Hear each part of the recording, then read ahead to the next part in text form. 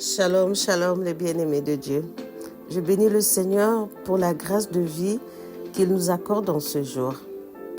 Que dit ma Bible aujourd'hui, en ce temps de carême, nous fait rentrer dans un temps de méditation de la parole sur l'humilité.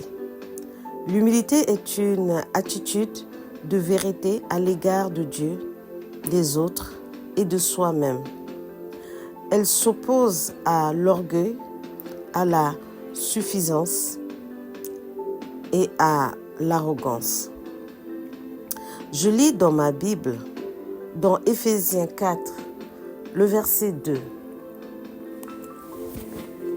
En toute humilité et douceur, avec patience, supportez-vous les uns les autres dans l'amour. Je lis dans Romains 12, le verset 16. Ayez les mêmes sentiments les uns envers les autres. N'aspirez pas à ce qui est élevé, mais laissez-vous attirer par ce qui est humble. Ne soyez point sages à vos propres vœux. Je lis dans 1 Pierre 3, le verset 3 à 4.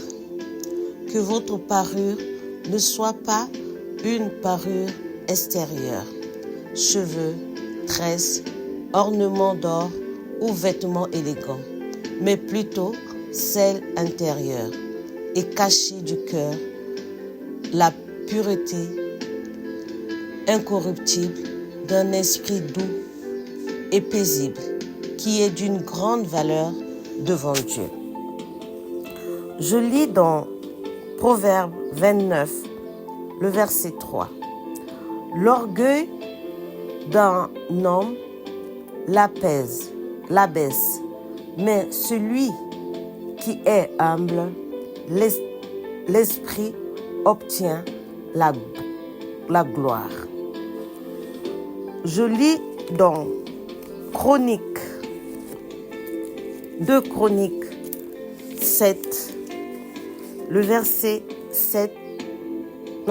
14 plutôt. La parole dit: si mon peuple sur qui est invoqué mon nom s'humilie, prie et cherche ma face, et s'il se détourne de ses mauvaises voies, je l'exaucerai des cieux et je lui pardonnerai son péché et je guérirai son pays. Il y a encore plusieurs versets dans la Bible qui parlent de l'humilité que tu peux méditer durant tout ce temps de carême et qui va beaucoup t'enrichir. Alors, mon frère, ma soeur, va dans ta Bible et enrichis-toi par ces paroles. Que le Seigneur, par son Esprit Saint, nous garde dans l'humilité envers nos frères et sœurs.